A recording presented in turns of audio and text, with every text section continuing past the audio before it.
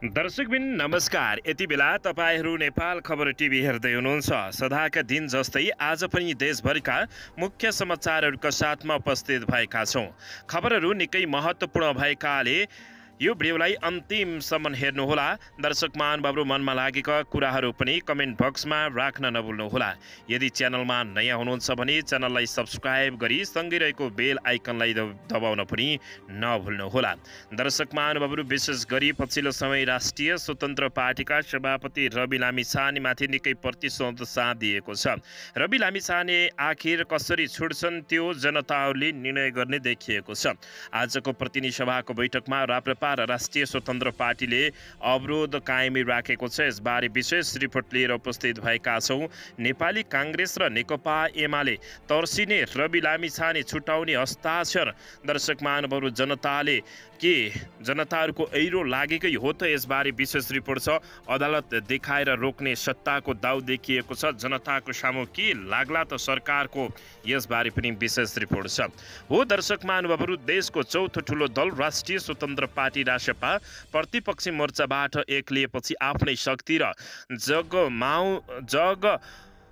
उभिने प्रयासमा जुटेको देखिएको छ। सदनमा गृहमन्त्री रमेश लेखकको राजीनामालाई बटम लाइन बनाएर कुनै पनि सम्झौताबाट पछाडि नहट्ने अटान लिएसँगै राष्ट्रिय स्वतन्त्र पार्टी सभापति रवि लामिछानेले न्यायालयबाट न्याय नपाएको भन्दै सडकमा जनतामाझ हस्ताक्षर अभियान चलाइएको छ। राष्ट्रिय स्वतन्त्र पार्टीले सदन र सडक दुवै तताउँदा सत्तापक्षहरू नेकपा एमाले र नेपाली काङ्ग्रेस भने शशाङ्कित बनेका छन्। हो दर्शक महानुभावहरू, यति बेला राष्ट्रिय स्वतन्त्र पार्टीका सभापति रवि लामिछाने विरुद्ध प्रतिशोध साधेर नेकपा एमाले र नेपाली काङ्ग्रेसले दर्शक महानुभावहरू यति बेला रविमाथि निकै ठुलो अन्याय गरिराखेका छन्। यसबारे तपाईँहरूले के भन्न चाहनुहुन्छ? नेपाली जनताहरूले यो हस्ताक्षर अभियान र यो विद्रोहबाट र चुनावको भोटबाट रवि लामिछानेलाई साँच्चीकै दर्शक महानुभावहरू देलान् त उनलाई उन्मुक्ति अथवा न्याय देलान् त? तपाईँहरूलाई के लाग्छ? यसबारे प्रतिक्रिया दिन नभुल्नुहोला। पूर्व प्रधानमन्त्री डाक्टर बाबुराम भट्टराईदेखि शीर्ष नेताहरूले समेत दर्शक महानुभावहरू रवि लामिछानेको पक्षमा हस्ताक्षर गरिसकेका छन्। यता प्रतिनिधि सभाको बैठकमा आज पनि राप्रपा र राष्ट्रिय स्वतन्त्र पार्टीले अवरोध कायमी राखेका छन्। प्रतिनिधि सभाको बैठकमा राष्ट्रिय स्वतन्त्र पार्टी रासपा र राष्ट्रिय प्रजातन्त्र पार्टी राप्रपाले विरोध जारी राखेका हुन्। सभामुख देवराज घिमिरेले बैठक सुरु भएको जानकारी गराउने बित्तिकै दुई पार्टीका सांसदहरू उठेर विरोध गरेका थिए। दर्शक महानुभावहरू, यसैबीच उनीहरूको माग भनेकै गृहमन्त्री रमेश लेखकको राजीनामा रहेको छ। भ्रष्टाचार आरोप लागेका, तस्करी आरोप लागेकै गृहमन्त्री रमेश लेखकले छानबिन समिति बनाउने यो कस्तो कहाँको न्याय हो? हो दर्शक महानुभावहरू, आखिर गृहमन्त्री रमेश लेखकमाथि नै आवाजहरू, प्रश्नहरू तेर्सिरहेका छन्। किन आखिर गृहमन्त्री रमेश लेखकले नै छानबिन समिति बनाइयो त? यो सरकारले के साँच्चीकै खेलाची गरेको हो त? मानिसहरू बेच्ने, मानिसहरूलाई भिजिट भिसाको काण्डमा फसाउने र देशमा बेच्ने, अल्पत्र पार्ने लगायतका काण्डहरूमा यति बेला सरकारमाथि प्रश्न उठेको छ। राष्ट्रिय स्वतन्त्र पार्टी र राप्रपालाई सभामुख देवराज घिमिरेले महत्त्वपूर्ण विधेयकहरूमा प्रमुख दलहरू छुट्नु राम्रो होइन, सांसदमा उपस्थित हुनुहोस् भनेर फकाएका छन्। नेकपा एमालेका खल्तीबाट आएका जस्तै गर्ने सभामुख देवराज घिमिरेलाई राष्ट्रिय स्वतन्त्र पार्टी र राप्रपाका नेताहरूले पनि दर्शक महानुभावहरू दरै झड्का दिँदै आएका छन्। यसबारे तपाईँहरूले के भन्न चाहनुहुन्छ? प्रधानमन्त्री केपी शर्मा ओलीको अब कुर्सी फुत्किएला त? यसबारे पनि प्रतिक्रिया दिन नभुल्नुहोला। दर्शक महानुभावहरू, प्रधानमन्त्री केपी शर्मा ओली स्पेन भ्रमणमा निस्किएका छन्। शनिबार भ्रमणबारे प्रतिनिधि सभालाई जानकारी गराउँदै उनी साँझ स्पेन भ्रमणमा निस्किएका हुन्। प्रधानमन्त्री स्पेन भ्रमणतर्फ जाँदा सत्ता र पार्टी राजनीति भने गन्जगोलमा देखिएको छ। उनले स्पेनमा हुने कार्यक्रम भेटघाट बारे समेत जानकारी गराएका छन्। प्रधानमन्त्री ओली र प्रतिपक्षीको विरोधका बीच चलिरहेको यो भ्रमण औचित्यपूर्ण बन्ला भन्ने प्रश्नहरू पनि उठेका छन्।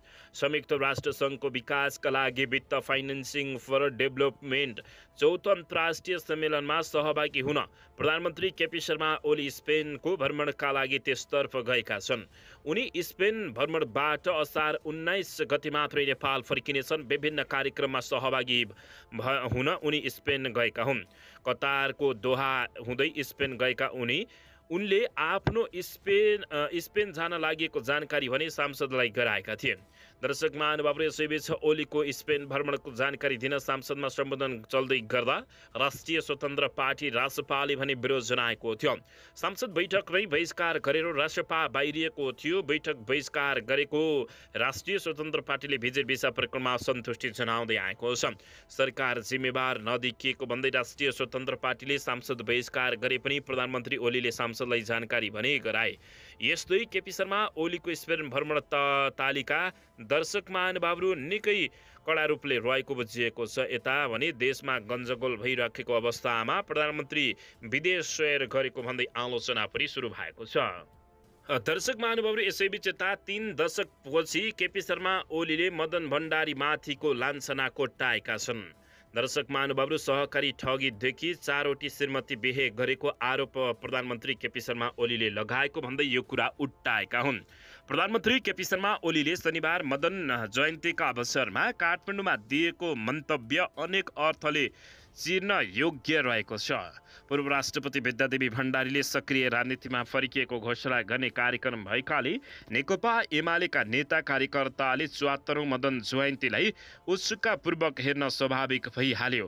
प्रतिउत्पादक मतिका ध्वनि नेकपा एमाले अध्यक्ष समेत रहेका केपी शर्मा ओलीले के बोल्छन् भन्ने चासो पनि उत्तिकै सान्दर्भिक थियो।